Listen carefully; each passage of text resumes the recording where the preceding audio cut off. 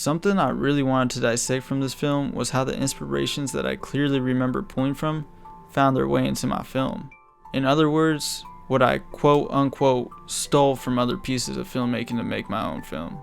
I use the term stole lightly because in reality, no matter what you make, it's always going to have inspirations from somewhere else.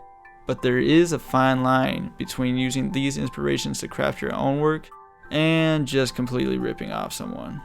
Having said all that, I want to talk about what inspired my creative choices and directions for telling the story of The Rock. Around the time of making this film, I had just finished watching season 2 of the Netflix show The End of the World. The storytelling through the characters' narrative thoughts in the show really added a layer of intensity to every scene for me. Why'd you get married?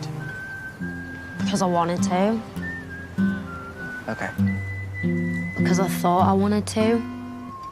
Because I had to do something. So I did that.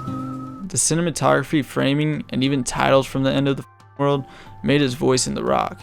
There's also little things and details in The Rock that have an inspired voice behind them.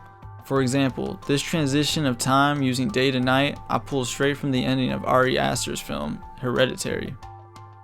And having the dog barking to add a monstrous tone and voice to The Rock was inspired by one of my favorite films of all time, The Sandlot. Even just the simplicity of having a sheet over me as the monster was inspired by the simplicity of the ghost in A Ghost Story. I kind of wanted to make a point that it's nearly impossible that nothing will have a voice in your work. And this doesn't mean we're stealing ideas, it means we're inspired by ideas enough to try and use them in our own creative ways to tell our own stories, which I find super cool and inspiring in itself.